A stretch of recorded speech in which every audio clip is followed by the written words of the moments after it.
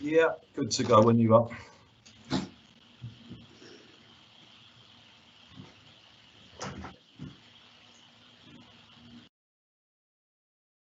Good morning, everybody. Welcome to this meeting of the Greater Manchester Combined Authority. Item 1, apologies. They've been received from Councillor David Molyneux and Councillor Keith Cunliffe attending for David today. No further apologies, so we move on to item 2, Chair's announcements and urgent business. A couple of items here. Firstly, of course, this week has brought White Ribbon Day, a day where we are able to express our abhorrence at any form of violence against women and girls in Greater Manchester and reaffirm our commitment to tackle it, and that's particularly important in this year. The white ribbon that some of our leaders are wearing today expresses our commitment never to take part in any form of violence, never to condone it, and always to speak out and never remain silent. So I'm going to hand over briefly to the Deputy Mayor, Baroness Beverly Hughes, who will just say a little more. Bev. Thank you very much, Mayor. Yes, as you said, White Ribbon Day is the 25th of November. It's the International Day for the Elimination of Violence Against Women and Girls, and it marks the start, actually, of the United Nations 16 Days of Activism against gender-based violence, and it ends on Human Rights Day on the 10th of December. And this is a global movement to end male violence and abuse against women and girls in all its forms. And in Greater Manchester, we are committed and proud to be part of that movement and standing up and speaking out against gender-based violence. The incidence of violence against women and girls is truly shocking.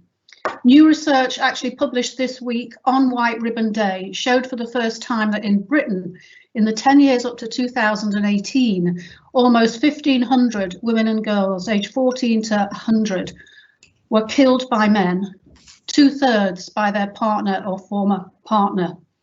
This is on average one woman killed every 3 days over that decade. And actually the figures showed that there had been little change in the incidence of those killings, despite changes in the law, better training for the police and many, many campaigns. In Greater Manchester, there are over 45,000 reports to the police of domestic violence every year. It is a volume crime by any standards.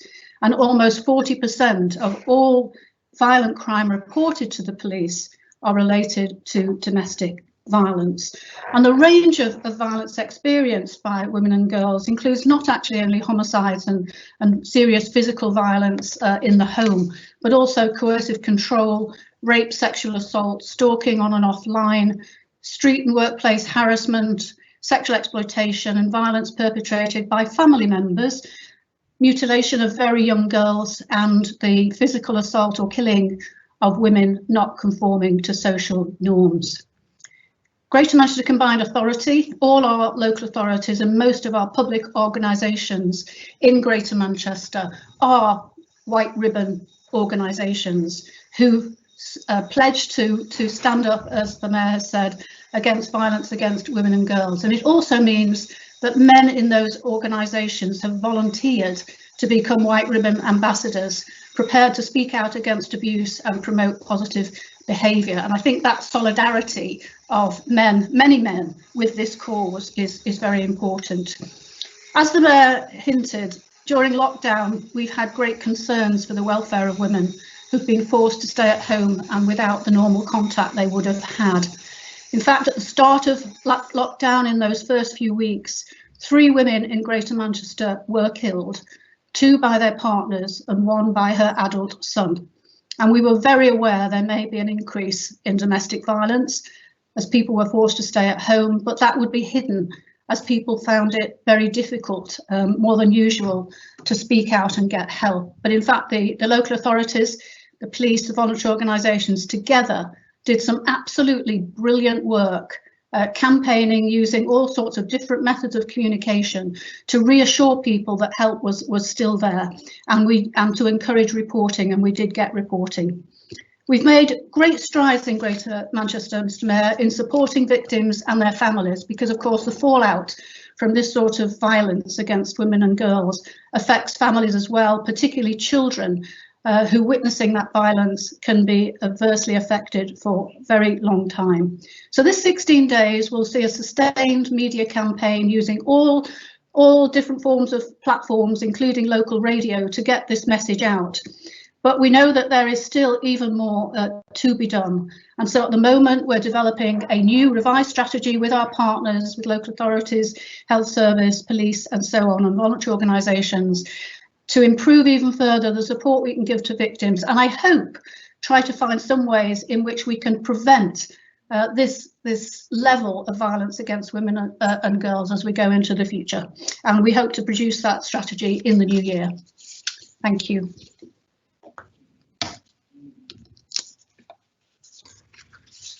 Thank you very much indeed, Bev. A huge amount of work in train there, and really encouraging to hear about all of that on this particular day. So thank you very much indeed.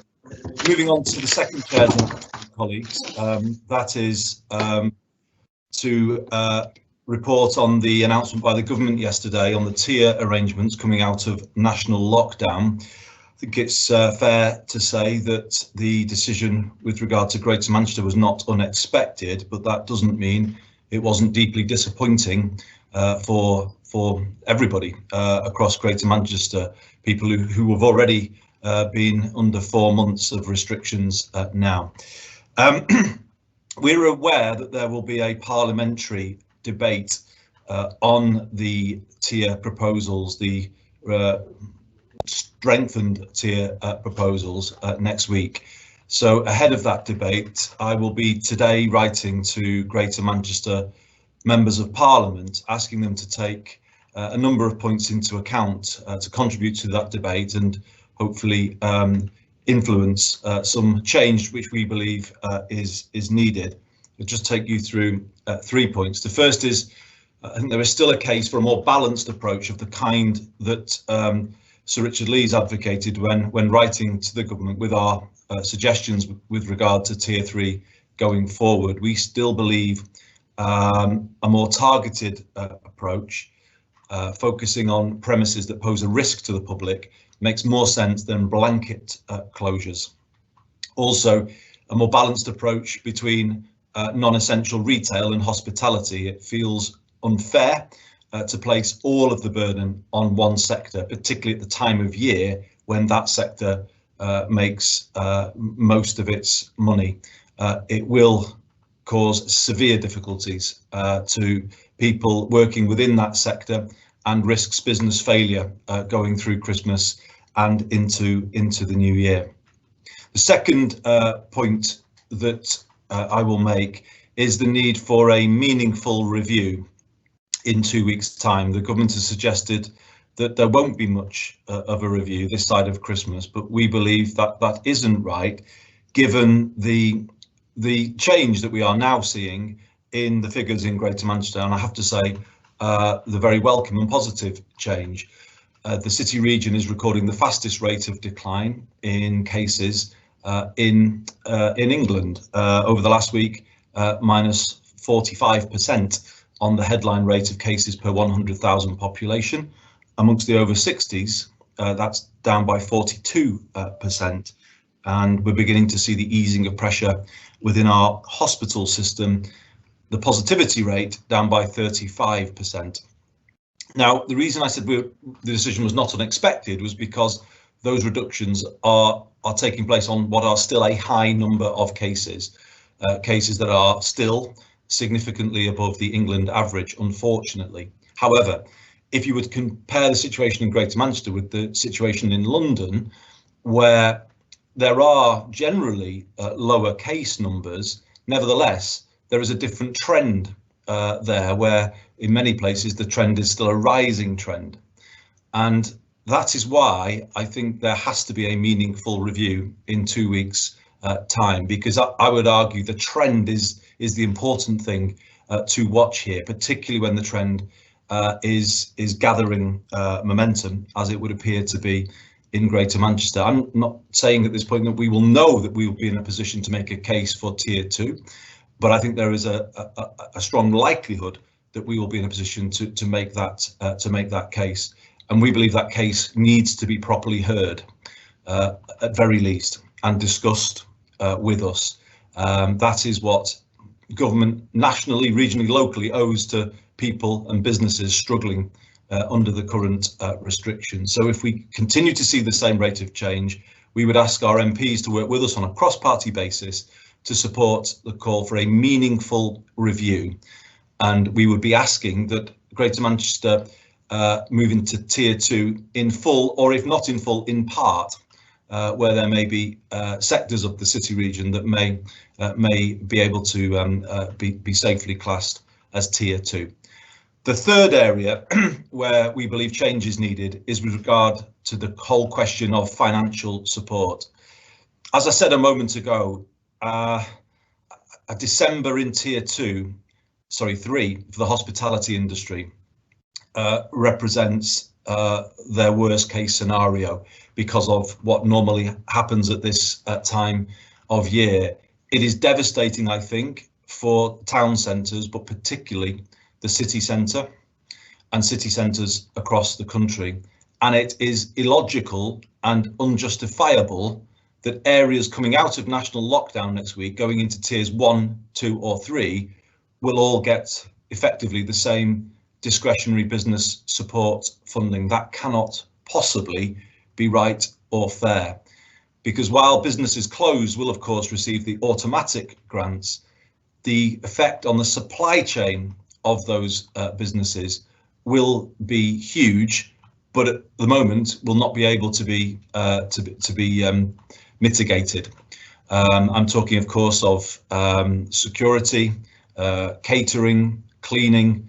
There are thousands of jobs in these sectors in Greater Manchester, and currently the financial support arrangements go nowhere near protecting the jobs and businesses in those sectors. So we will be calling on our members of Parliament to support, and if possible, bring about a vote on a much more generous and fair financial support package for areas that will go into Tier 3 from next week. So, colleagues, that is the update on the tier situation. I don't know if anybody wants to come in to comment on that. If not, I am just going to move to the third item of urgent business and invite Sir Richard Lees to update the Combined Authority on emerging new arrangements for commissioning in the National Health Service following the pandemic. Richard. Thanks, Chair. I'm getting some feedback. Oh, that's better. Yesterday there was a paper published by NHS England called Integrating Care, Next Steps to Building Strong and Effective Integrated Care Systems Across England.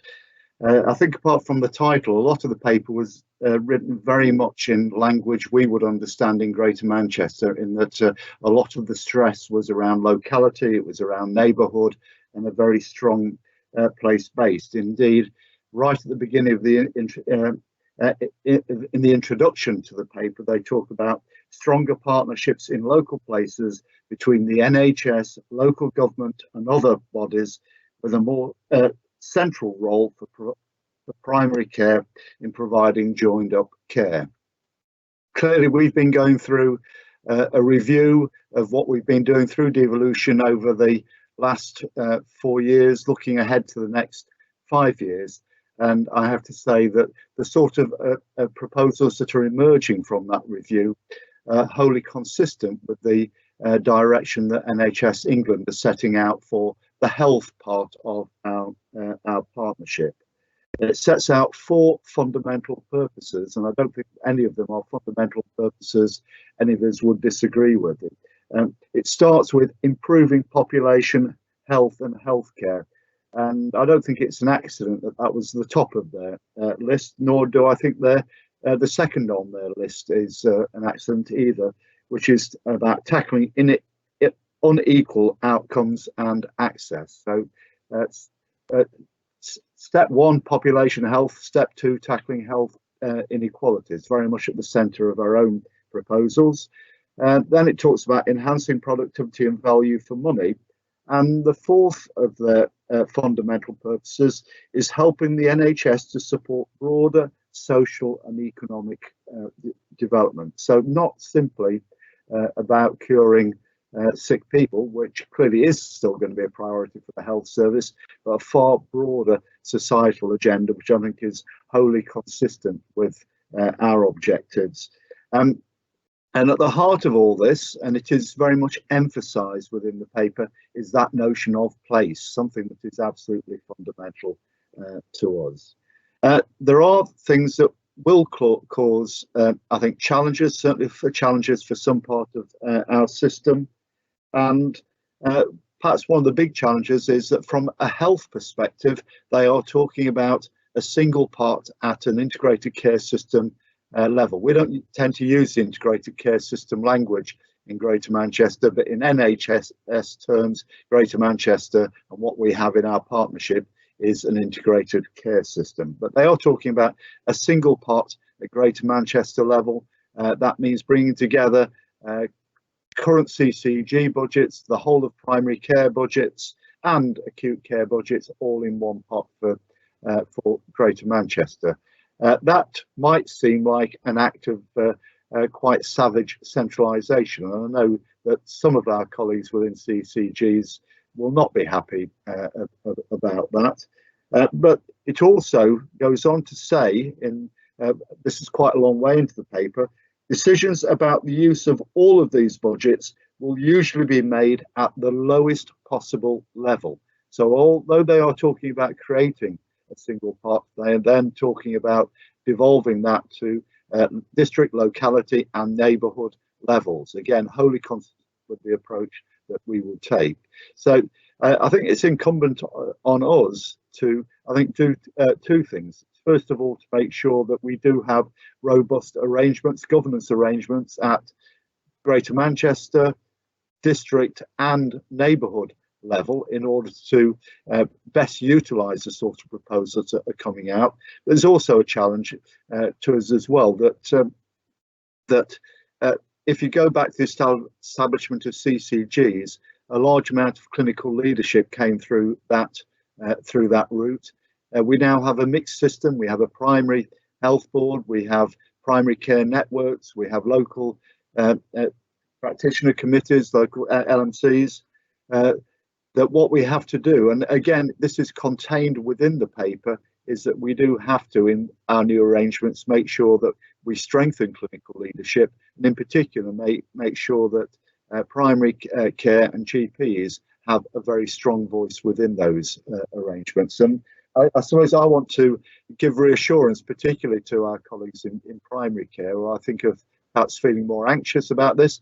And I know from local authority health and care leads who I'm meeting regularly also have some anxiety about this, that this is about really putting, I think it does give us the tools to put in the arrangements that we've been talking about for 4 or 5 years, about a properly integrated single system, but where there is a very strong voice both for local authorities and for primary care within that system, and for primary care particularly a strong role around clinical leadership. And we're expecting to, I think, take the proposals for a first discussion at the Health and Care Partnership Board in January. And that's clearly will not be the final discussion around that. We will respond to the NHS consultation paper within the deadline. But I think my view is that if NHS go along this route, it does allow us to do and put in place the arrangements we want to put in place. So I think that really puts the onus on us, and by us I mean the whole of the partnership, to be able to get that right in order to meet our objectives. I'll conclude there, Chair.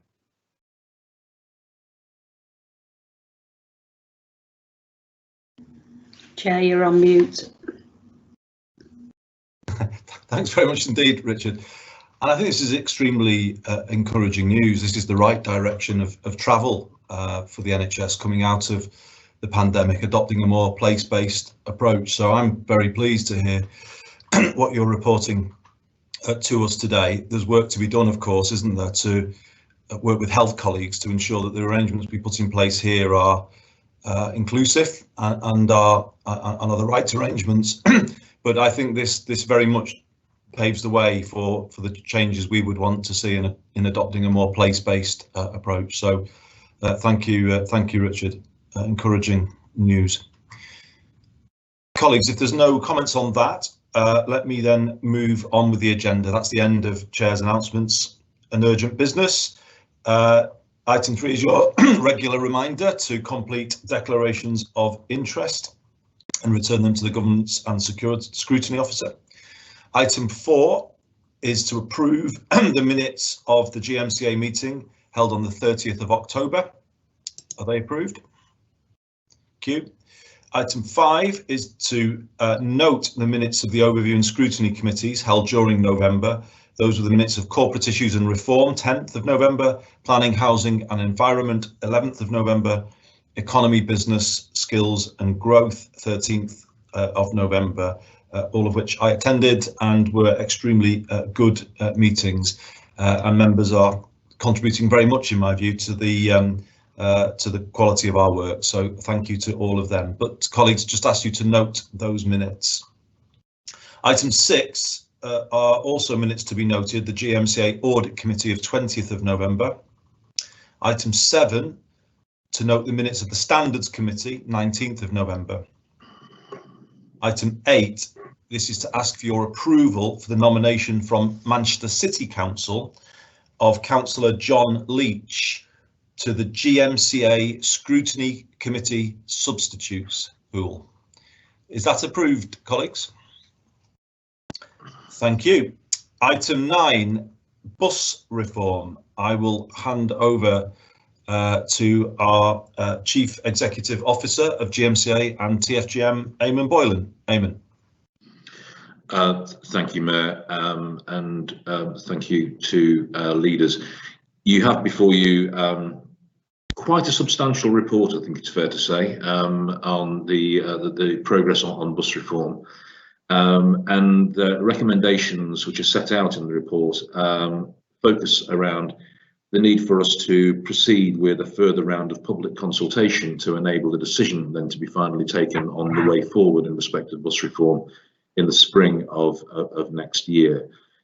It's long been the aspiration of all of the districts and the CA to see means brought forward to enable us to improve the consistency, the quality, the integration of our bus network across the city region. And the proposals arising from the assessment around the options for doing that are set out very clearly in the report. So the decision today, there are a series of decisions today, as you will see, fundamentally focused on the approval of the commencement of the consultation process on the 2nd of December, terminating on the 29th of January.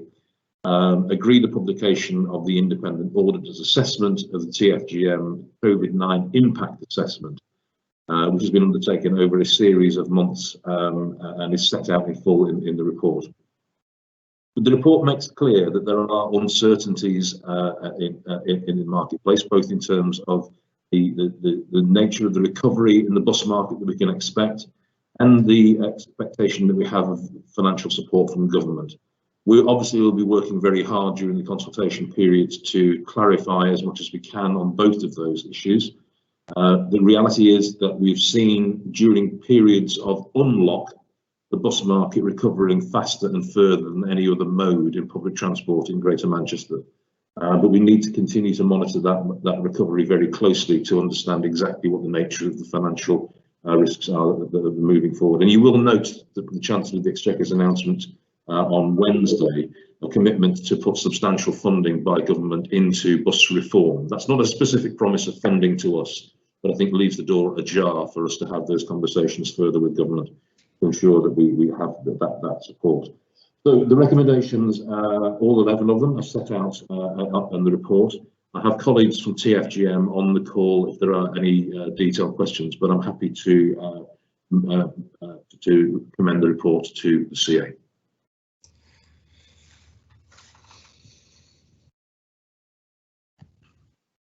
Thank you very much indeed, Eamon. So I have two colleagues indicating a wish to speak. I'll start with Councillor Keith Cunliffe. Keith. No, you're okay, Andy. Okay, Keith. Yeah.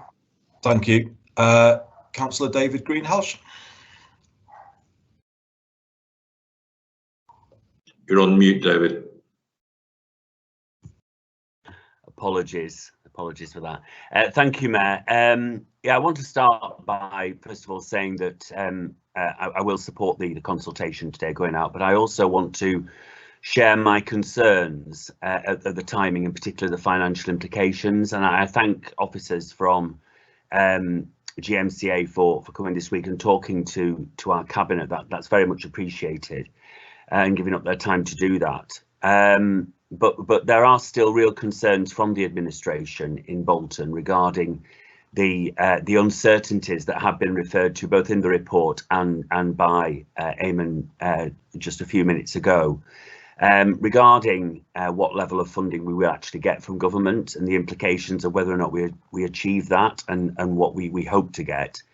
We all remember all those months ago when pre-COVID, it seems an eternity now, when we had to produce the report, when the challenge came in from the bus companies, and we had to produce that audit report, which laid out very clearly how we could, an evidence-based, fund this without government intervention. And we all smiled wryly and made a joke at the time of saying, you know, good luck with us going back to government for money when we've proved that we can actually fund this ourselves.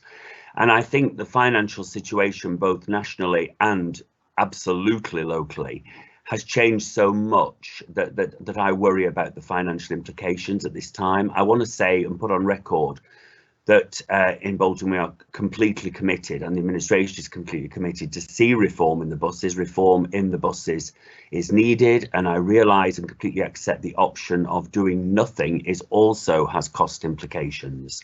So I think this is a very, very difficult decision, but I am very, very concerned at the timing of this currently, and if we do not get the funding, the level of precept that will have to come on burden onto residents at a time when all our local budgets are under the most pressure, and our residents themselves pockets will be under pressure post hopefully post a COVID world. We may even still be in a COVID world. So I just want to put on record my concerns at the timings of this. I think obviously we will put in a submission on behalf of the administration within the consultation, voicing those concerns. I think it's important we get the view from the public, which is why I'm voting for the consultation to go live today.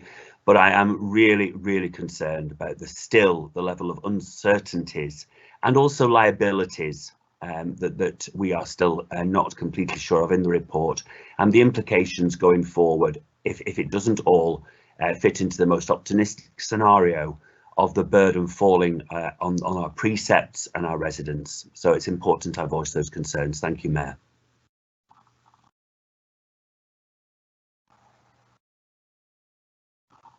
I can say to you, you're on mute now, Andy.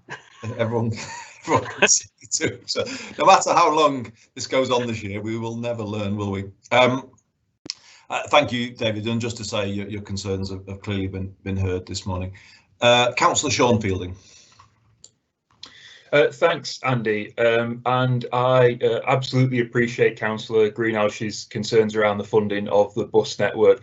I think the thing that we do have to be cognizant of, though, is that there is significant amounts of public money going into the bus network as it is, in the form of subsidising unviable routes to sustain links in some of our communities that would otherwise be unserved. And if patronage continues to be unpredictable, then in order to fund some of those services, more public money will have to be put into the future. So whether we do it through the regulated market, which this is a consultation on a movement to, or whether we continue with the existing commercial market, it is still something that costs the public purse quite a lot of money. And we have to make a judgment, I suppose, and the judgment for people responding to this consultation is, in return for all of that money that goes into the bus network, regardless of the system under which we operate, do we want more control, or do we want to continue with a system where we have very little control? So it's just to highlight that there is already quite a lot of money going into the bus network, and there will continue to be, regardless of the outcome of the mayoral decision to be taken at some point in the future.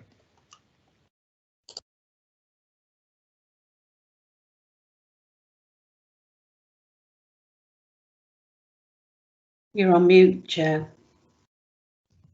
I need a bigger mute button, Julie. I can't see it. Thank you, colleagues. Thank you, Sean. I can't see anybody else indicating a wish to speak.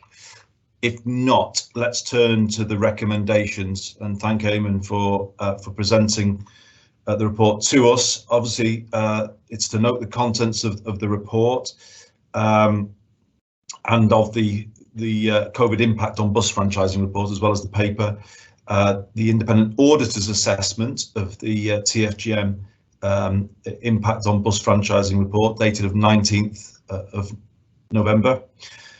But we now need to approve the publication of the independent auditor's assessment and the COVID-19 impact on bus franchising report, approve the proposed funding arrangements and mitigations that are set out in the report, note the mitigating responses to a downside risk scenario, and they're set out, agree to proceed with a proposed franchising scheme by undertaking a public consultation, which would commence on the 2nd of December and end on the 29th of January. Approve the proposed franchising scheme as proposed be modified following the consultation that ended in January 2020 and in accordance with this report. And instruct TFGM to carry out all the tasks necessary to carry out that consultation on behalf of the Greater Manchester Combined Authority, and two further recommendations to note. So a substantial set of recommendations for you there, colleagues, but can I ask, I've not heard any dissent, can I ask for your approval for those? Thank you very much. We move on to item 10 and a collection of reports on homelessness. Colleagues, I don't intend to delay the Combined Authority on this item this morning, because City Mayor of Salford and I will be holding a comprehensive briefing later this afternoon on our arrangements to support people sleeping rough in Greater Manchester over the winter months, and then looking to the new year and a prevention strategy that we will be bringing forward. So I won't go through all of the detail of the papers, if that's okay. What you have before you are recommendations which enable the proposals that we would be bringing forward later this afternoon. The first paper under 10A relates to the work underway to make sure premises that we use are COVID secure and protect people's health over the winter, and obviously they are standards we are wanting to develop over Greater Manchester. It is to secure the funding position of a bed every night, which is the scheme that I brought forward and that the Combined Authority has so generously supported over the last 2 years since it's been in operation, and these are proposals will enable us to expand it over the coming months. It is also to look at changes with regard to the rough sleepers accommodation programme, noting the allocation of funding to districts under that programme and the capital and revenue delivery plans, and approving the spending, delegating responsibility to the City Mayor. And then thirdly, 10C is, I think, quite a positive item around a young person's homelessness prevention pathfinder. I think we've been feeling for some time, rather than just dealing with the consequences of homelessness and focusing on rough sleeping, that we do need to move upstream and get much better at preventing homelessness, working with our colleagues in DWP, the Ministry of Justice and elsewhere. And this Pathfinder would take us very much into the realms of a much more comprehensive homelessness prevention strategy for Greater Manchester.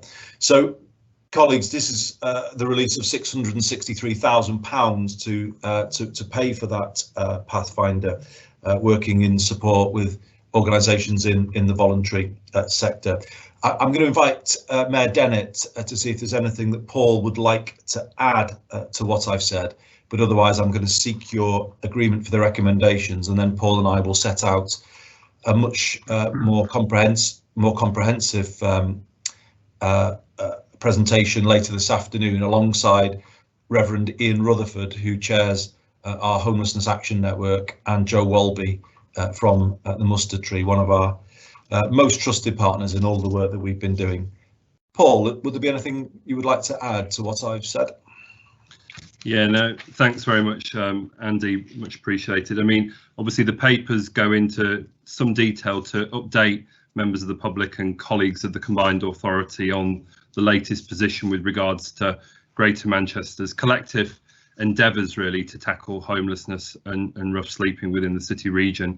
I mean, I think it's fair to say that this does still continue to be a significant challenge for Greater Manchester, and you'll see in the report that, you know, from the September rough sleep account, we still have 106 people sleeping rough on our streets in Greater Manchester, and we also know that 1 in 3 people who are experiencing homelessness are clinically or extremely clinically vulnerable, and at the moment just under 1,000 people are currently being supported through rough sleeper relief or emergency accommodation. So that's Bed Every Night or the legacy of Everyone In, and across our 10 local authorities, I think it's around 3,600 households are currently living in statutory accommodation. 2,285 of those are families, so children as well involved in temporary accommodation.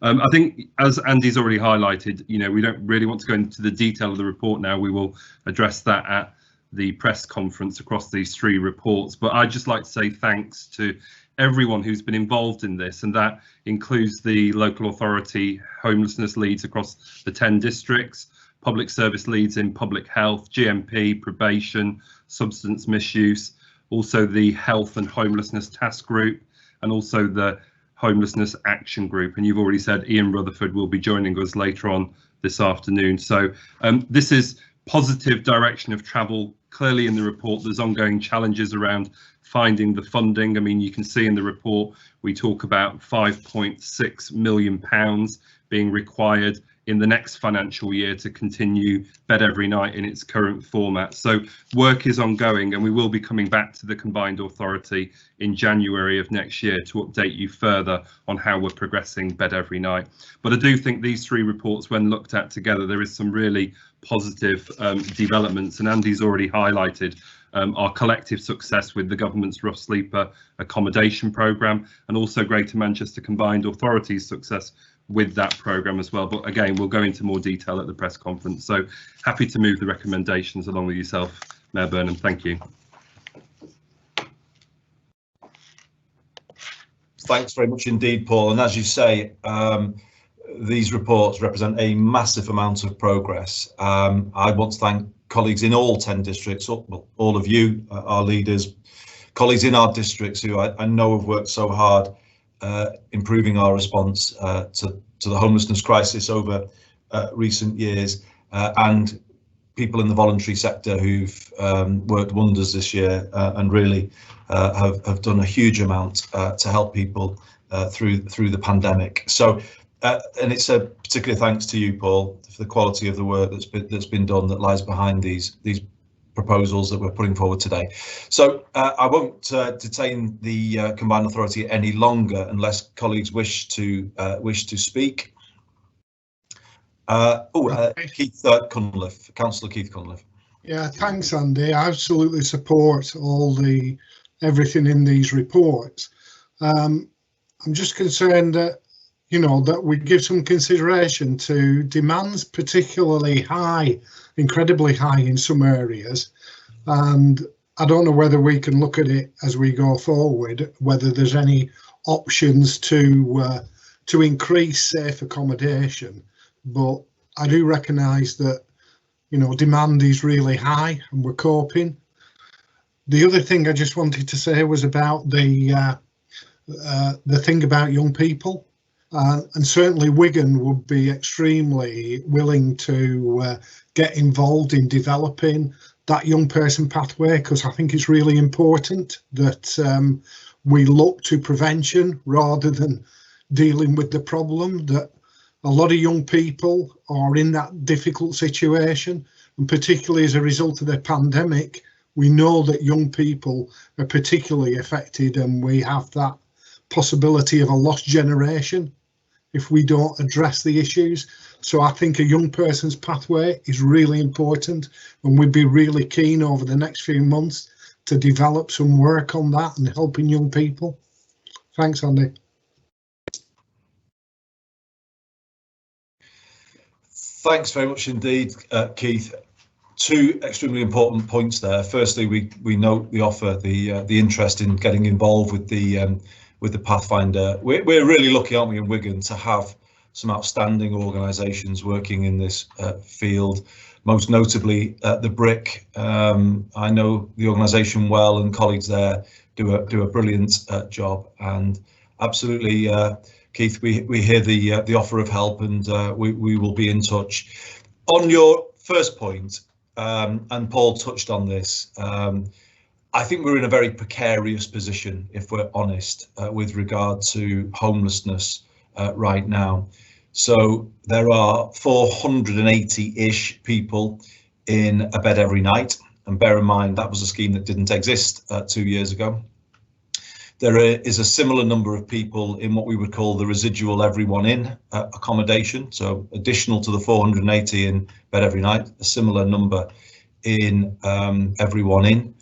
And then Paul gave the figures for the number of individuals and families, largely families, in temporary accommodation, and obviously that's a cost borne by districts, particularly Manchester and Salford, a huge cost, and cuts to the benefit system just end up offsetting costs onto local authorities, and actually don't save, in my view, the public purse anything. They just place the problem in the hands of local authorities, and I don't think that's acceptable. So, Keith, it's a very precarious position, and I think, going back to what I said at the start with the impact of restrictions on Greater Manchester, I don't think we can expect the economic situation to improve anytime soon, and the pressure is only likely to build.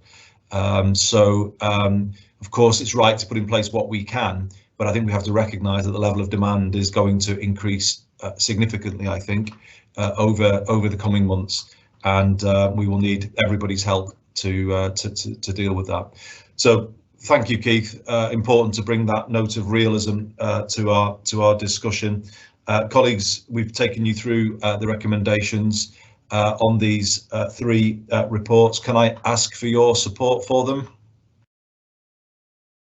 Thank you very much. We move on to item 11, Greater Manchester Independent Inequalities Commission. Councillor Brenda Warrington to present the report. Brenda. Thank you very much, Mayor. Really pleased actually to present this report today. I know that we've had discussions about this already, but just to be clear, the Greater Manchester Independent Inequalities Commission has been established to actually respond to long-term systemic inequality issues that we know are present in Greater Manchester as part of the Greater Manchester Living with COVID Resilience Plan.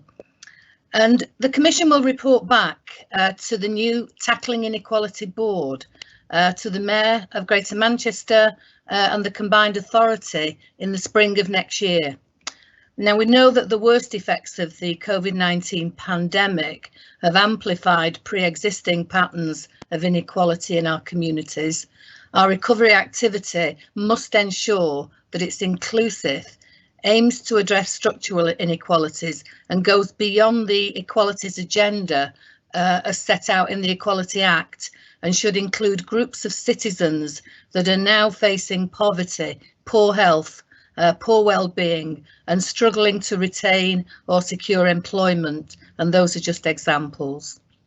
The Greater Manchester Independent Inequalities Commission aims to shift the balance away from collecting evidence into taking action, and I'm sure that's what we all want to start to see. The chair of the commission is Kate Pickett. Kate is a Professor of Epidemiology at the University of York and is supported by 6 expert commissioners from across the fields of economics, social mobility, education and skills, public policy and race equality. So lots of good influence there.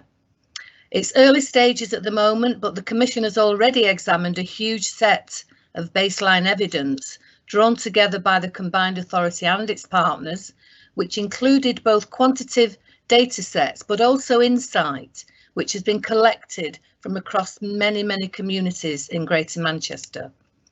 The early areas of focus are inequalities relating from education and skills, employment, poverty, wealth, assets, housing, place and lived environment. And again, they are just examples, there are others. Additionally, race and class intersections will be considered as a key area for investigation. And the Commission is now identifying the next stages, looking for places where it can add value to the existing work that we've done, where it can test out ideas in Greater Manchester that have been proven elsewhere, and by hosting a series of multi-stakeholder discussions around those key topics. The aim to build from recent listening exercises and involve key community stakeholders in designing and testing policy solutions to those inequalities that they face. And the next full meeting of commissioners will be in January of 2021, by which time a huge number of people will have been involved in the conversations around the Commission. And Kate, I'm really pleased to say, will also be attending the next meeting of the Tackling Inequality Board. And I'm very much looking forward to being able to further update Combined Authority in the new year. And so, Mayor, if I can move to the recommendations and ask that the Combined Authority notes the report and endorses the arrangements for the Independent Inequalities Commission that are set out. Thank you.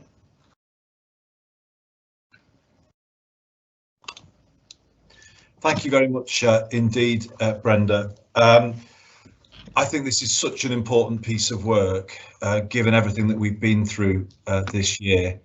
The pandemic has both ruthlessly exposed, but also ruthlessly widened the inequalities that we see, not just in Greater Manchester, but in wider society. And I think the only humane response to it is to understand in detail those inequalities and consider the actions we can take to close those gaps. Can I say, Brenda, I think it's something of a coup that Kate Pickett has agreed to chair this commission. For those who don't know Kate, Professor Kate Pickett, she was the co-author of a book called The Spirit Level. I think about 10 or 12 years ago now, in 2008, which was truly agenda setting at its time. After a long period of widening inequality in British society, herself and her co-author presented evidence as to how inequality in the end doesn't work for anybody because of the negative social consequences that come from wide divides in society, and actually a less unequal society is in the end better for everyone.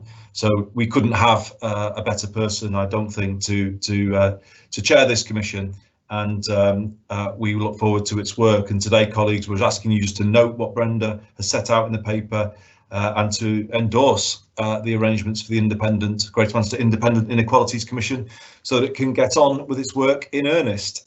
Colleagues, is that agreed? Thank you very much. And Brenda, it's back to you for the consideration of the extension to the Memorandum of Understanding with the Centre for Ageing Better. And I might just say this has been a fantastic partnership so far. that is really bringing through some incredibly innovative thinking about an age-friendly Greater Manchester. We've really benefited, I think, from the expertise from the centre, and this is a potential extension of our arrangement with them. But Brenda, I'll hand back to you. Thank you again, Mayor. And as you've said, some brilliant work being done, by this partnership. The original MOU between the Combined Authority and the Centre for Ageing Better was first established and signed in March 2016, and it will actually run until the end of March next year. And during this period, certainly to date, the Centre for Ageing Better has undertaken the crucial task to help identify and underpin the city region's response to the many issues facing our ageing society, and has been instrumental in informing the Greater Manchester strategy, which commits us to being an age-friendly city region, something that we are very, very proud of. So in February earlier this year, the strategy was refreshed following a process of engagement with partners, and 6 strategic objectives were identified with a view to enhancing the focus on reducing inequalities. Now, as we know, COVID has shone a huge spotlight on many inequalities in Greater Manchester, and this report draws our attention to the inequalities associated with later life, together with the cumulative disadvantages of ageing associated with inequalities covered by other protected characteristics as well. So it is vital that this strategic partnership between the Combined Authority and Ageing Better is able to continue with the important task of addressing all of the inequalities facing our older population. New joint work to tackle health inequalities, which focus on physical activity, is already underway. The aim being to develop and deliver a whole systems approach which will identify those barriers and hopefully bring about a positive change.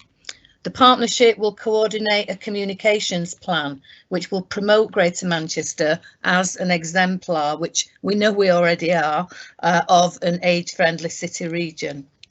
The Housing Made for Everyone is co-chaired by Ageing Better and is a coalition which highlights and campaigns for more accessible housing to be built. Again, a very, very important factor for our ageing population.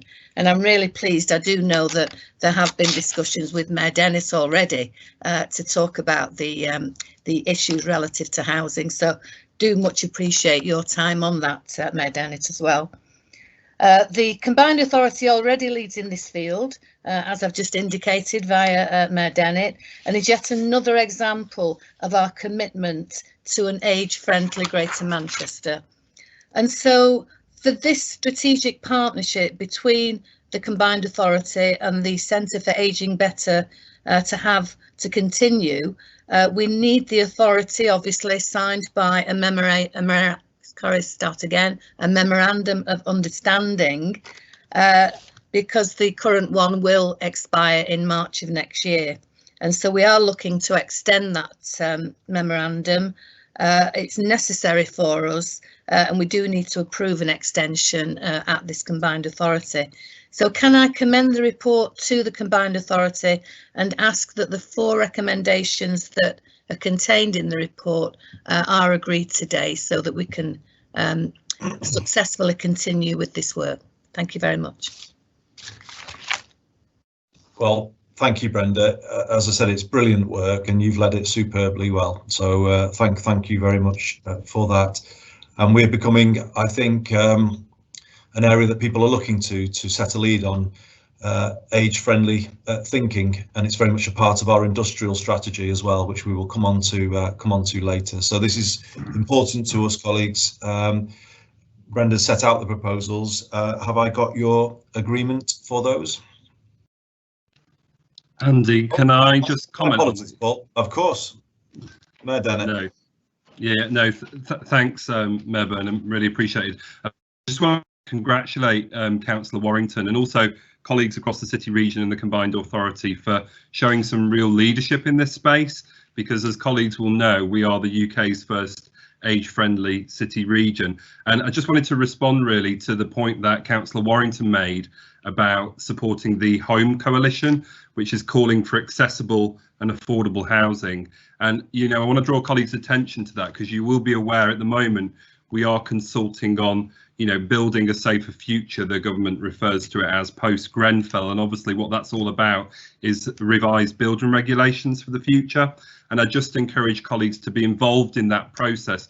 Only this week we had some pre-legislative scrutiny undertaken by the Homes, Communities and Local Government Committee, reporting on their findings. And obviously, as this moves through the Commons and the Lords, as legislation is passed, I'm encouraging colleagues to be fully involved and engaged in that. But I just want to pay tribute really to everyone's work, because it is really important that we take this issue of accessible and adaptable housing seriously, to enable people to live independently, live those active lives we talk about, but also to ensure that the homes we build in the future are fit for an individual's lifetime.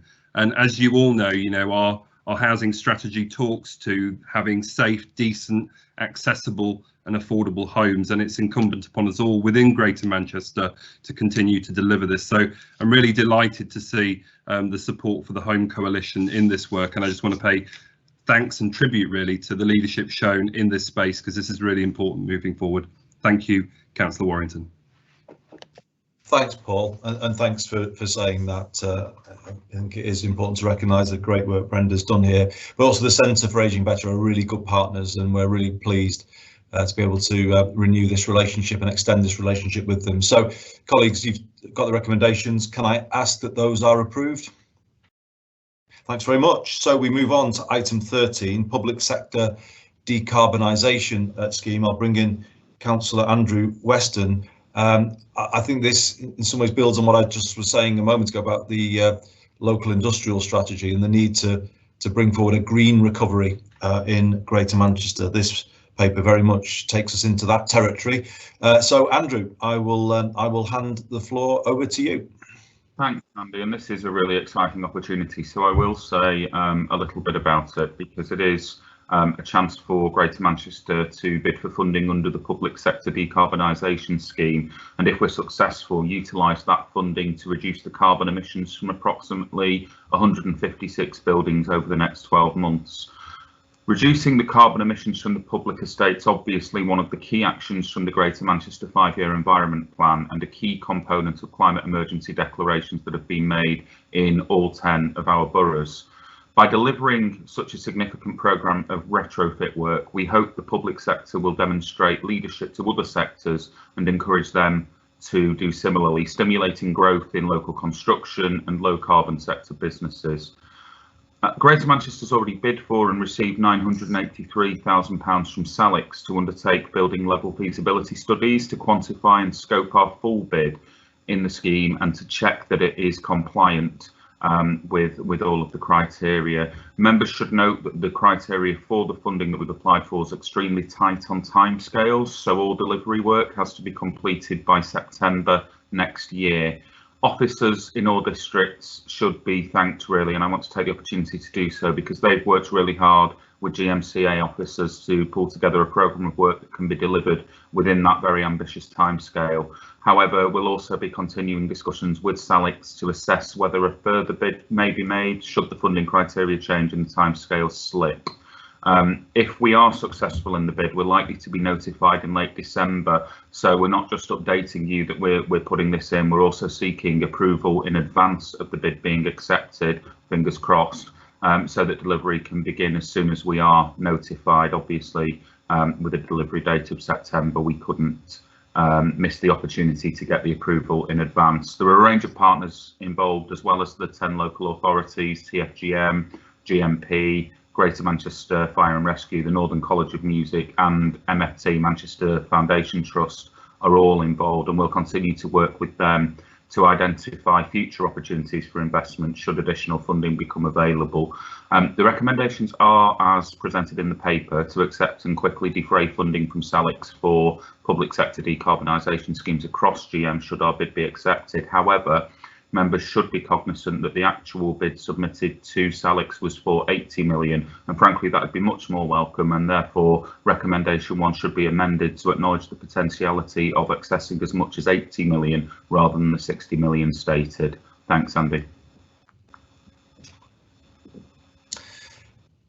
Thanks very much indeed, Andrew. As you say, this is substantial and exciting if we can obviously get this funding approved, and it will make the whole drive towards retrofitting of buildings across Greater Manchester a reality that then can be turned into something much greater as we bring in domestic properties as well. So this is exciting. Colleagues, I'm not seeing anybody indicating a wish to speak, so I'm taking that means strong support for what Andrew has just said, and strong endorsement of the leadership that he's shown on these crucial issues. So, colleagues, can I ask that this be now approved? Thank you. And Andrew, we're bringing you back for National Waste and Resources Strategy, item 14. Yeah, much briefer on this, Andy, because it's just to make members aware that the second phase of consultation on the National Waste and Resources Strategy is underway. There are a number of potential changes that could come forward once this works its way through the system, and whilst we're told at this point that any changes would be fully funded in terms of operating costs for districts, it's something that we need to keep a very close eye on to ensure that is the case and that any changes can be accommodated. It may therefore potentially lead to some changes in our Suez contract for the 9 of us that are part of that. So it could be significant, but for now it's just to note that we intend to engage with that second phase of consultation, and in terms of making sure that that submission from ourselves is as robust as possible, we've commissioned Wood to look at the various possibilities that we think could arise, and perhaps even worst case scenarios that could come about as a result of this, to make sure that we have got the best advice possible, and that their review feeds into the response that we put forward, so that any concerns that do emerge from that piece of work are set out fully in our consultation response. But effectively it's just to note that that work is underway and that we will be engaging fully in that consultation. Thanks, Andy. Thanks very much indeed, Andrew. I'm not seeing any colleagues wishing to come in on this, so if not, if we could note what Andrew has said and the progress being made, and obviously we'll wish to keep updated on this, but if we could then accept the recommendations, colleagues. Thank you. And we move on to item 15, the monthly economic update, now a standing item given the scale of the economic challenge facing Greater Manchester as we go into the winter period and into the new year. So I'm very pleased to introduce our lead for economic and business, Councillor Elise Wilson. Elise. Thank you, Mr. Mayor. So, as you've said, this is the standing item with a regular update on the economic recovery. You'll see from the report that the online job vacancies have risen again this week after a steep fall at the beginning of the month. However, most of the economic measures for Greater Manchester remain historically low levels, and there's going to be significant economic challenges in the near future. The labour market data continues to indicate great uncertainty in the future.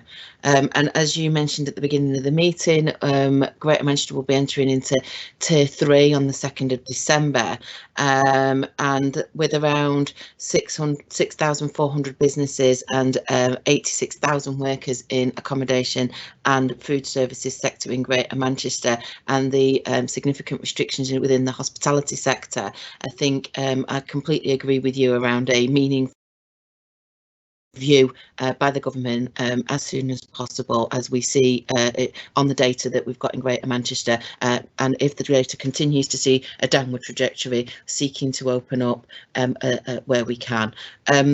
just to also put on, to mention really, and put on everyone's radar, local restriction support grant schemes are now live, and the boroughs and the councils across Greater Manchester are really working hard to get that support out as quickly as possible, and details of what is available is on their websites, or to access the Growth Hub and the Growth Company more generally about what support might be available for businesses if your business is struggling. That said, again, I completely support your call earlier around the need to really review what support is available for those businesses in Tier 3, especially when you consider the level of restrictions that businesses across Greater Manchester have faced over months now.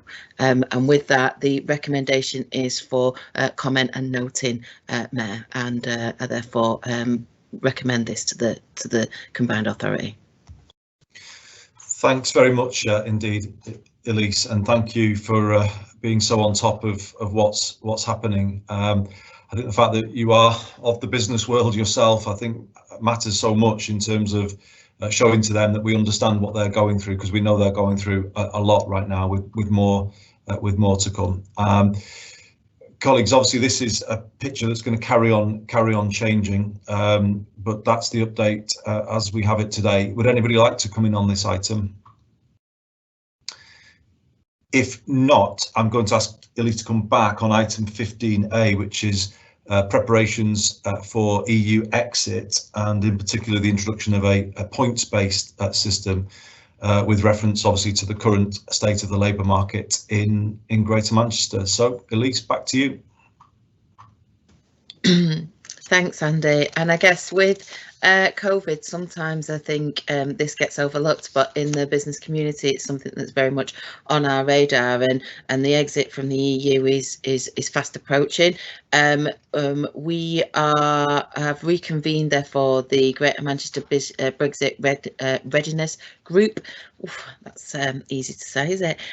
But we and I think it's really important to recognise that the pressures that the current pandemic is placing on business, at the same time as responding to these impacts of what Brexit's going to be, and it has.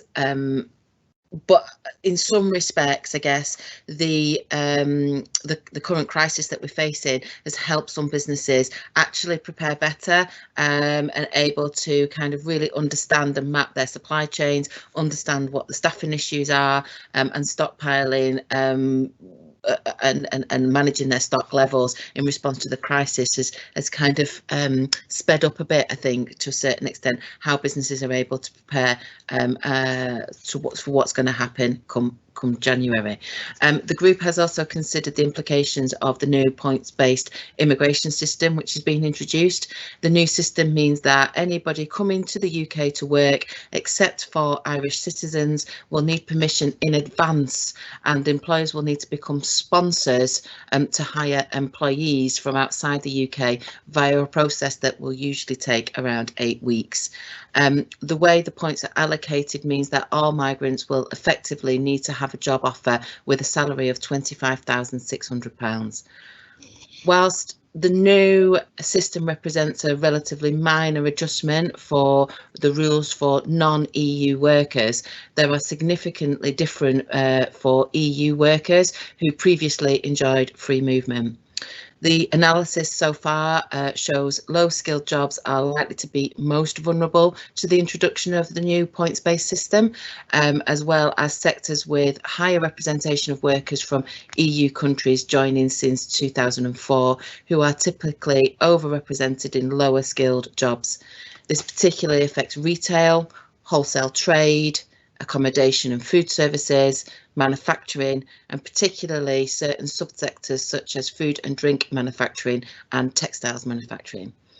Further research will be undertaken to assess precisely what impacts this will have for Greater Manchester, and particularly as some of those sectors who are those that have been most affected by the current COVID crisis. And with that, I recommend the report to the Combined Authority. Thank you, Mr. Mayor. Thanks very much indeed, Elise. And again, this is something that we will need to keep a very close eye on as the Brexit negotiations come to an end as well, and the final shape of any, hopefully, a deal to take us forward into the new year. So lots of uncertainty here for the economy and for the labour market in particular, but it's good that we are obviously keeping a close watch on what's happening. Colleagues, would anybody like to come in on this item as well? If not, there is a third related item, which is the Greater Manchester Local Industrial Strategy implementation, 1-year review of where we are. This is obviously critical now with regard to recovery. We've touched on the importance of health innovation and being a centre of excellence for ageing. We have heard from Councillor Weston this morning with regard to making serious headway on a decarbonisation and retrofitting scheme for Greater Manchester. Obviously, the local industrial strategy sets out further priorities with regard to advanced manufacturing and ambitions within the digital sphere. I think it's important for me just to update the combined authority that we were recently named in a survey as the second best place to invest in Europe in digital industries, in the full spectrum of digital industries. Second only to London, but we're hot on their heels, and so that was a fantastic boost for what's being done.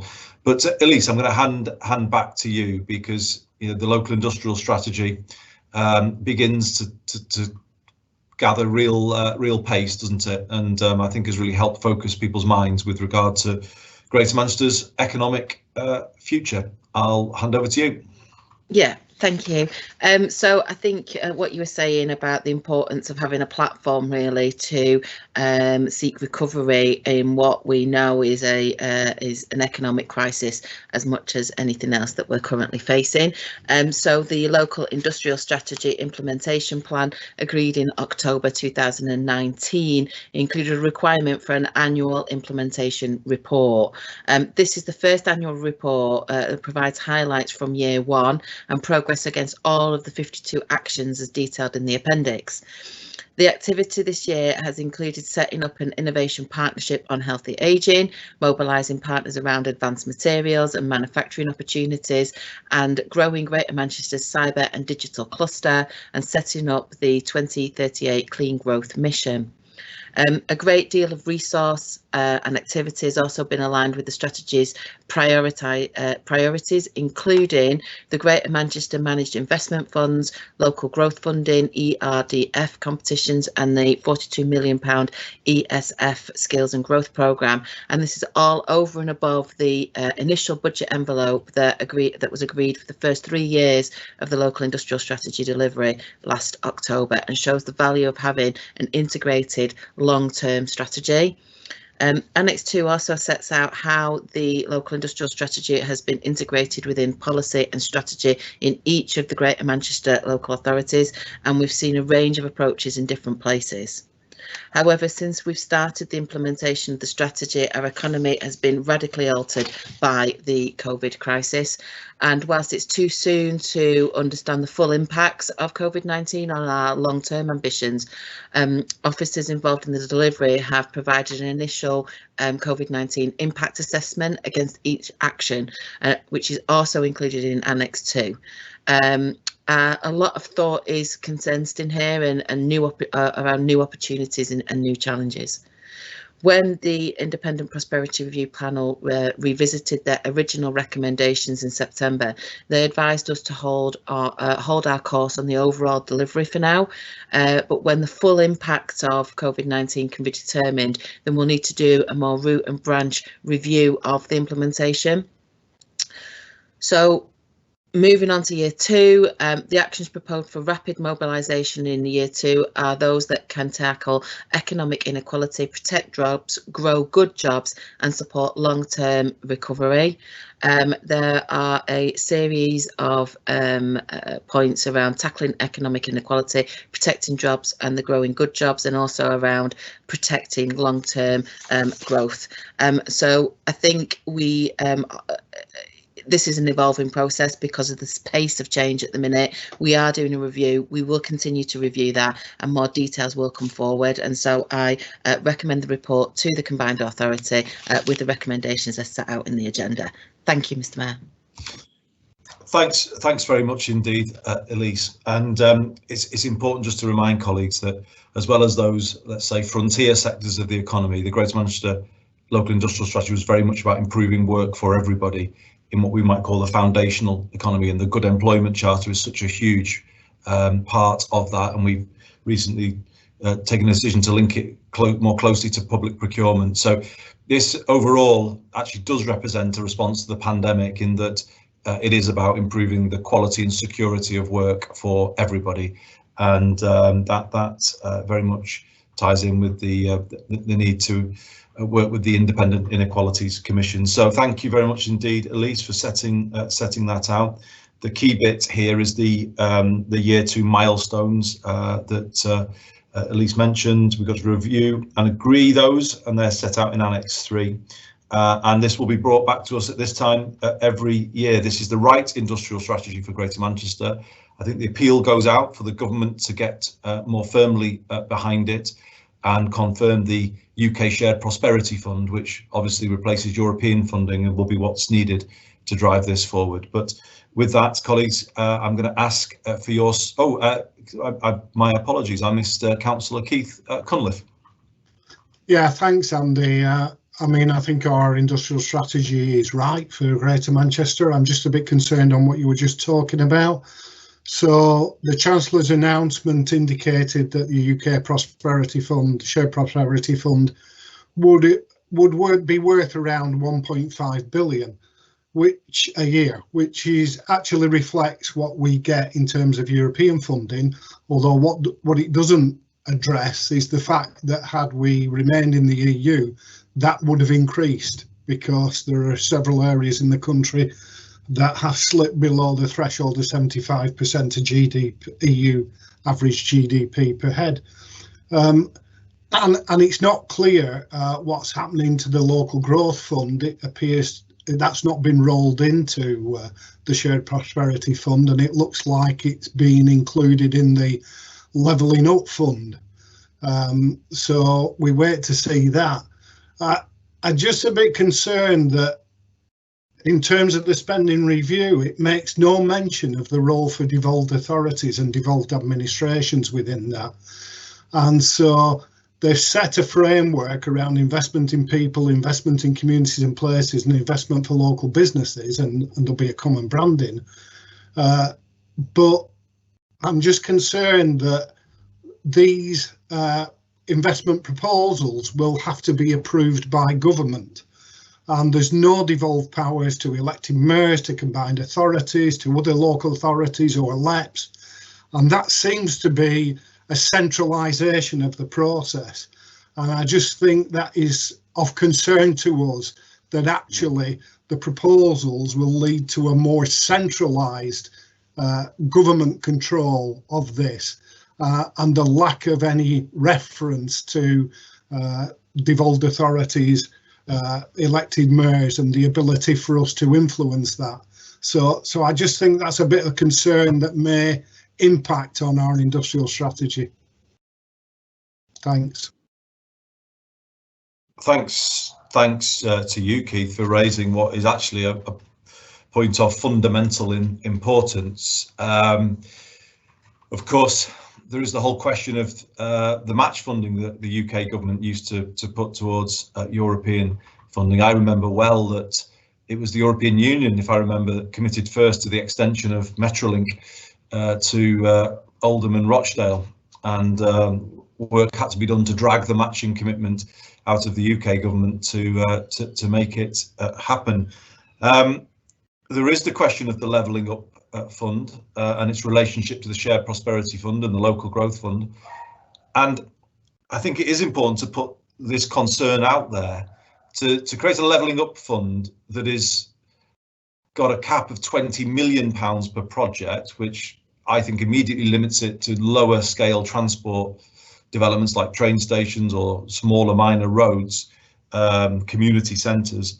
and actually to then say it's going to be driven by members of parliament rather than strategic regional bodies, it is actually to take a decisive step away from strategic regional investment of the kind that would truly level up the country. You would not level up the country via a random scattering of funding towards small projects across the region. So it is a major cause of concern that this close to leaving the European Union with or without a deal, we still don't know what the status of the UK Shared Prosperity Fund is, its quantum, its relationship to those other funds, and actually what the Levelling Up Fund will achieve with regard to strategic regional investment. So these are open questions and they do need to be answered, and I'm glad, Keith, that you've put them before the combined authority today. But with that, colleagues, I will come back just to ask you to note the recommendations and approve the agree the year 2 milestones as Elise set out, and thank Elise for all of her work on this, critical to us going forward, and we're really glad, Elise, that you're leading it for us. So, colleagues, is that agreed? Thank you. So we move on now to item 17, which is the review of the key route network in Greater Manchester. If colleagues will bear with me while I just find the paper. This report arises from a proposal from the Department for Transport to create a major route network, and the aim behind that is to better align the key route network managed at a local level with the roads that connect the local road network to major motorways and other highways. So overall, the key route network in Greater Manchester is 626 kilometres of strategic roads managed by our districts, and obviously continues to develop all of the time.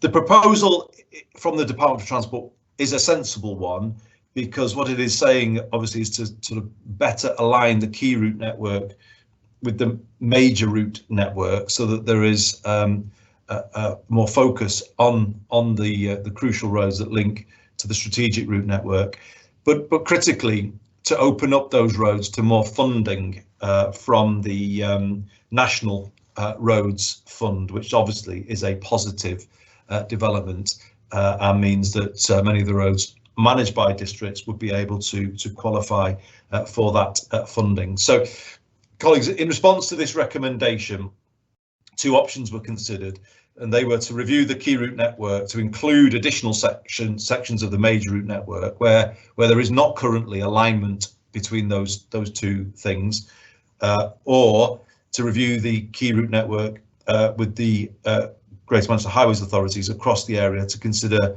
all roads for inclusion or removal, so to change the network. The proposal in the paper that's come forward via consultation with districts and TFGM is for option 1, which is to review the key route network and include sections of the major route network that don't currently align properly with the key route network. So if you look, colleagues, in paragraph 3.5, you will see those schemes set out. Stockport and Wigan appear to have the lion's share of those schemes, obviously because of the proximity of both districts to the motorway network. So overall, if we accept the changes set out in the paper, it would expand the key route network in Greater Manchester to 655 kilometres, so a significant increase. But of course, that opens up that network to greater possibility to bid for funding. So I hope this is non-controversial, colleagues.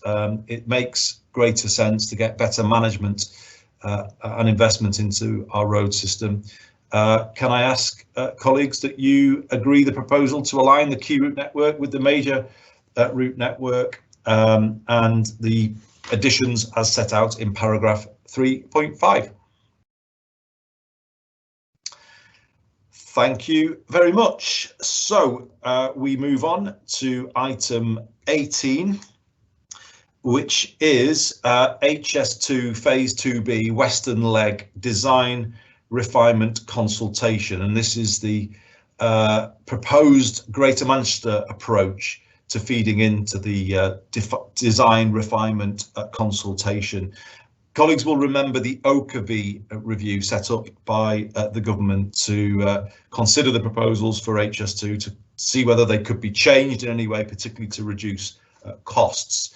And with regard to HS2 Phase 2B, 4 proposals were put forward as to where changes could sensibly be made.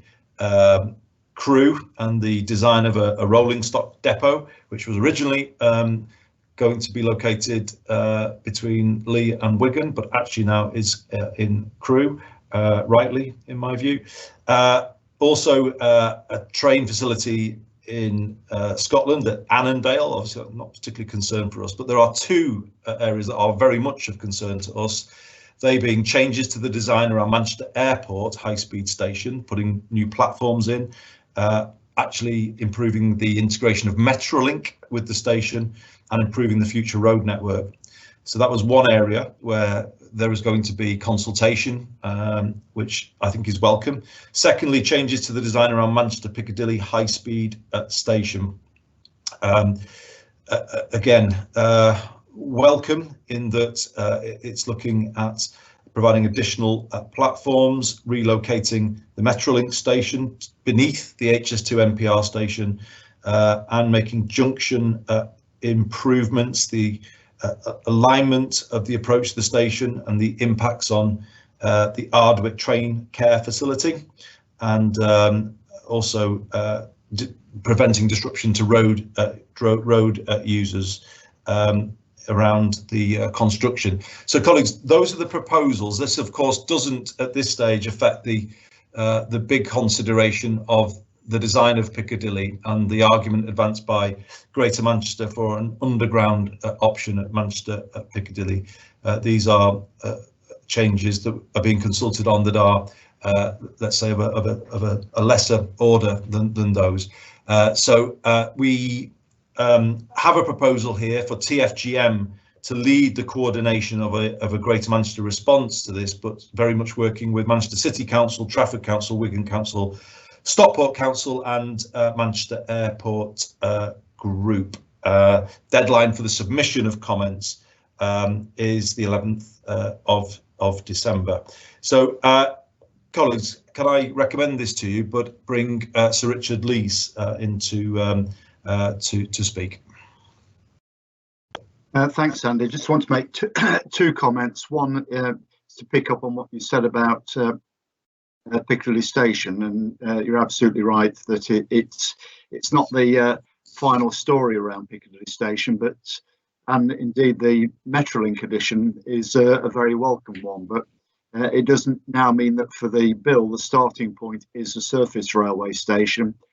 Although the fight for the underground option goes on, it now has to be an additional provision, which does make it more complicated and the fight just a little bit more difficult.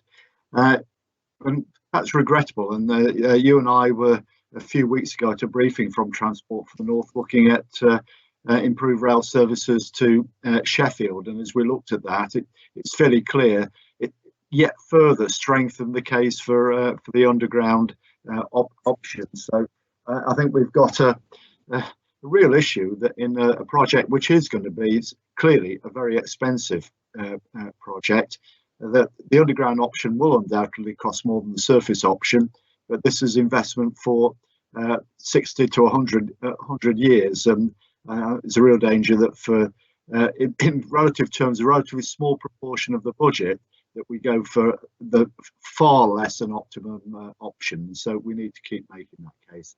I also wanted to raise something far more local, which is I'm sure colleagues across Greater Manchester will be very excited by the Birchfield Road vent shafts. This is something that it's one of the vent shafts for a tunnel that goes from the airport into Piccadilly. The proposed location by High Speed 2 is not supported by the council, it's not supported by local councillors, it's not supported by local residents. But just before you think this is sort of south of England, Chiltern NIMBYism, it's not. Local community and councillors have suggested 3 alternative locations in the same Rusholme area, so very supportive of High Speed 2, not opposed to having a vent shaft.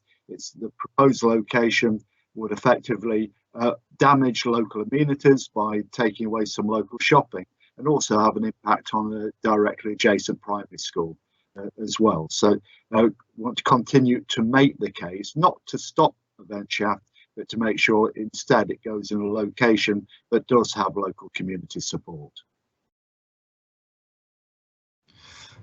Thank you very much indeed, Richard. And I'm inviting the Combined Authority here to agree with me in sending a message of full solidarity to the Birchfield Road residents in Rusholme. I think it's entirely reasonable that they do not see their community disrupted in this way, particularly a primary school, by proposals when there are viable alternatives. So I think you can be assured of our full support, Richard, on that. And on the bigger point that you make about the configuration of Manchester Piccadilly, you're absolutely right that the case strengthens all of the time for the underground station. Transport for the North have recently agreed a preferred network for Northern Powerhouse Rail, but the route I think that they've chosen for Manchester Sheffield again strengthens the case for what you, I and others have long argued for at Manchester Piccadilly. And it's worth just putting something on the table this morning with regard to the Green Book statement that was made. We have a commitment from the Chancellor to rewrite the Green Book, which is welcome, because of course that might have the effect of changing benefit cost ratios on transport projects in the north of England. I think we should be very much making the case, you and I, that the proposals for Piccadilly should be considered under the revised arrangements for the Green Book rather than the current arrangements, because I think if they are, the case for the underground station at Piccadilly will once again be strengthened. But colleagues, I appreciate that this is quite a technical update. The process has been set out with regard to how we're going to manage our submission of our consultation. We're asking you to delegate authority to the Chief Executive Officer of GMCA and TFGM to approve the final draft of the responses on behalf of you all. There is a note to consider resourcing this work during the 21-22 budget process. Colleagues, can I ask for your support for those recommendations? Thank you very much indeed. This is now moving on to item 19, the Mayor's Cycling and Walking Challenge Fund. You'll be pleased to know, intend to detain you long. You are very, very familiar with the schemes that we are bringing through, and the fact that we do consider it every month shows the progress that is being made now by Chris Boardman, our Cycling and Walking Commissioner, and his team. There is a steady flow of projects coming forward. It's very exciting.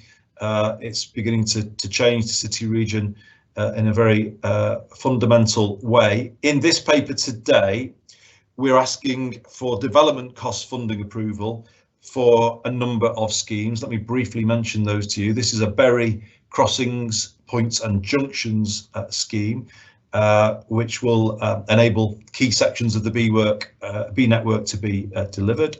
A56 near Gig Lane, streets near Bury Town Centre and Prestwich. This is a request for 314,000. Secondly, Stockport Romiley Neighbourhood and Links request for 848,000. 3 elements to this scheme, but they all will make streets more livable within the borough. Stockport Heaton's Active Neighbourhood Scheme, 798,000. Stockport Thompson Street Bridge scheme, which is the strategic link in the town centre, which links to the Mayoral Development Corporation and the ambitious plans that Stockport Council has there. These 4 schemes have a combined value of £2.732 million, and if approved today would result in a total of 56 Mayor's Challenge Fund schemes having received development cost approval. So that really is good progress. And we are also further in section 3 asking for full scheme approval for 2 schemes which have been long in the development. The first is phase 1 of Manchester Beswick, which has a Mayor's Challenge Fund requirement of just under £1 million, 981,000. This will deliver 5 elements of a neighbourhood-wide scheme, which include modal filters, street enhancements, new and improved road crossings, which will be hopefully much appreciated in the local community. Secondly, Manchester to Chorlton phase 4, which has a funding requirement of £1.834 million. 4th phase of this scheme obviously is a high quality cycle route that will link Chorlton to the city centre, being delivered through an agreed phase delivery approach. Phases 1 and 2 have been previously approved for funding, and phase 4 is located at the southern entry exit point of the wider scheme and includes segregated cycle lanes along both sides of the road, bus stop bypasses, cycle lanes to the rear of existing parking bays, protected parking restrictions, and an improved cycle track beside Chorlton Park. So if we approve these, colleagues, it will take the number of schemes with full funding approval to 17. So, as I said, really great progress. I wouldn't anticipate there'll be much dissent here, but if any colleagues would like to comment. No, if not, colleagues, you've heard the recommendations. Can I ask that they be approved? That's some good news. Thank you very much indeed. Now we move on to item 20. As I said at the start, Councillor Molyneux is not with us today, so I will hand over to our GMCA Treasurer, Steve Wilson, to present this and a number of related reports. Steve. Thank you, Chair. So there are 4 finance reports. I will work through the first 2 and then take the 3rd and 4th together. So I'll stop 3 times just to take any queries or questions as we go through, if that's okay. So the first report is the update on the financial impact on COVID across Greater Manchester, including the 10 local authorities, Metrolink and GMCA. This updates on the report we brought in September and is based on the latest returns from individual districts to CLG on those costs. It's the first return that starts to build in the impact of the second wave. So there has been an increase in the costs, which we expected as a result of an increased incidence of COVID. The paper shows that the forecast costs across the system for 2021 have increased to 802 million from 754 million in September. So additional financial impact in local authorities. However, the paper also shows the latest allocation of funding, which was the £1 billion additional funding announced in October for local authorities, which means the net impact forecast for 2020-2021 has actually reduced slightly from £434 million in September to £398 million. So still a significant financial impact forecast for 2021 and obviously further impact in 21-22, which will be picked up as part of the budget setting process and discussions across both the districts and GMCA.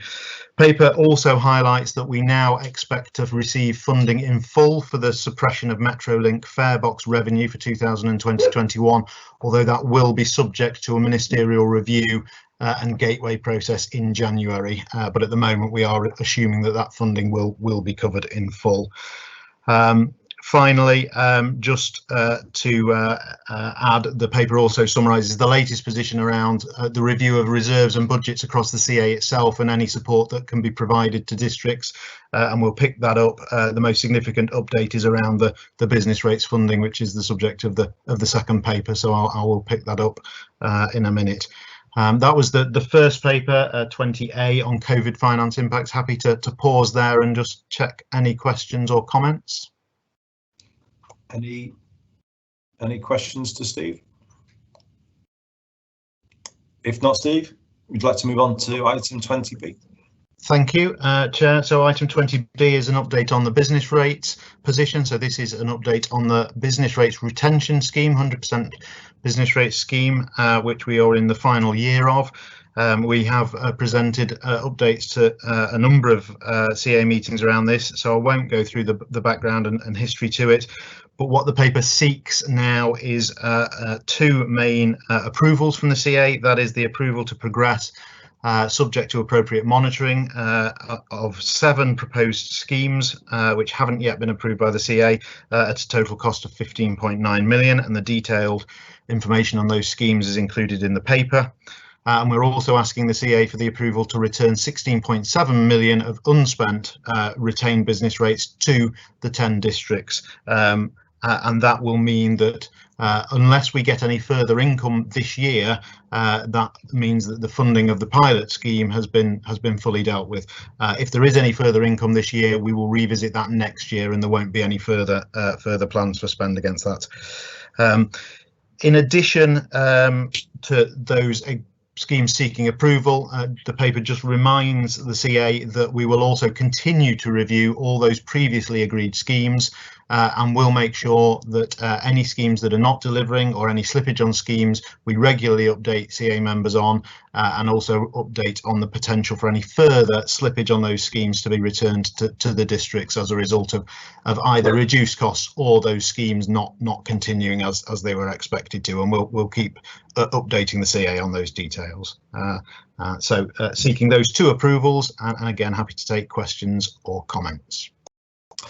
I've got Sir Richard Lees. Just before I bring Richard in, just to confirm, Steve, that there were additional schemes, as you've hinted at, being looked at, weren't there, that leaders asked for a further review. Some involved match funding, and it was important to get the confirmation that where there was match funding, that was still on the table. Will we be able to conclude those further considerations next month, so that the whole picture is finalised by the time of the CA next month? We can certainly provide updates. What we won't do is invest any of those monies that are dependent on match funding until that match funding has been confirmed. So whilst they don't need specific approval today, what we can assure members is that that those schemes will continue to be looked at, and where they are dependent on match funding, that the investment from the CA will not be made until match funding has been confirmed. If we do get confirmation that match funding is no longer available, then we will be able to confirm that to the CA next month. If it is still awaiting confirmation, then there will be no funding leaving the CA until that confirmation has come. Understood. Thanks, Steve. Sir Richard. Yeah, just a question not to be answered today about one of the schemes proposed for funding, which is the Unified Architecture scheme. As I understand it, this is significantly a health-related scheme, and I'd really like to have further information for me to be able to form a view about whether it's appropriate and whether it's value for money, and whether we have effective governance arrangements, not least it is a fair chunk of money. So it's a request for additional information, obviously, Chair, between now and the next CA meetings. I don't want to, whilst I want to be assured, I don't want to hold things up either. Absolutely, Richard. I think it's important that we do review that scheme. It's a significant expense from memory, £7 million. I can't remember the exact fund, about 5, I think. 4.6. 4.6, thank you. Although it has potentially significant productivity and public service reform benefits, but with all of these digital or tech schemes, you know, we have to ensure that it's money well spent. So absolutely, that work should take place at pace. Steve, would you like to come back in on that item? Only to confirm, absolutely happy to do that, and we'll follow up directly with members on those and bring any resulting information back to the CA next month. Thank you. Would you like to move us on? I can't see any of the colleagues wishing to come in.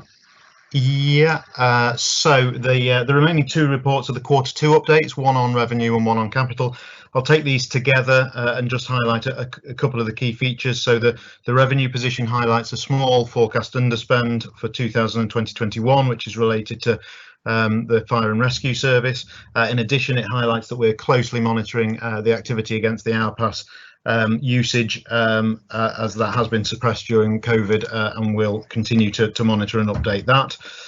On the capital paper, there are a number of approvals sought from the CA. This is around additional items to go into the capital programme that are funded from external grants. I do have to just bring the committee's, the CA's attention to one of the figures, which is slightly is incorrect on recommendation 4 when it talks about funding to districts being agreed for pothole and challenge funding of 20,199,000. That should be 20,899,000. So subject to agreement, if we can minute that higher figure, then we will action that as described. Okay, thank you very much, Steve. So this is both the revenue update for this financial year, and we note the position on Hourpass, which will become clearer towards the year end, and the capital update with the amendment that Steve referred to. I can't see any colleagues indicating a wish to speak. So if not, we have 4 reports here. COVID update was just to note the business rates update.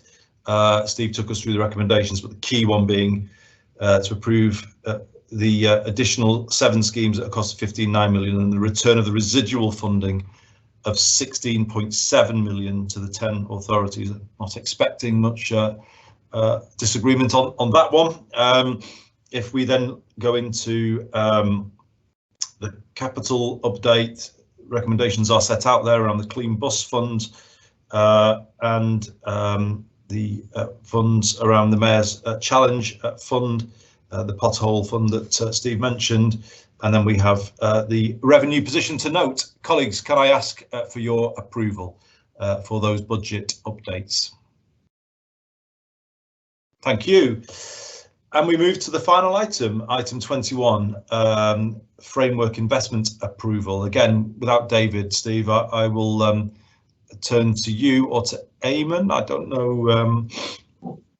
It's me, Andy, and I don't think anyone wants to raise anything in Part B, Eamon. I better just check that, hadn't I? Well, hopefully the report is self-explanatory. There are 2 recommendations, one for further funding to Commercial and Northern Limited, who are establishing a challenger bank, which will be based in Manchester, and which would be providing loans to small businesses that are often unable to access finance through traditional commercial sources. And the second is, again, an extension of further funding to Toot, who are providing a tech platform to enable institutions to much more closely and promptly monitor issues around harassment, bullying, health issues and safeguarding. And we see that as a very valuable product for schools and other institutions as that business develops. So the recommendations are before you. Thank you very much, Eamon. So the recommendations are set out in respect of both applications. In particular, the Challenger Bank proposal sounds promising. So, colleagues, the recommendation set out, and we're being asked to delegate authority to the Treasurer and Monitoring Officer for due diligence and other requirements. Is that approved, colleagues? Thank you. That concludes the business for this meeting of the Greater Manchester Combined Authority. Can I thank all members for your attendance and for your excellent contributions, and we will see you again next month. Thank you, everybody.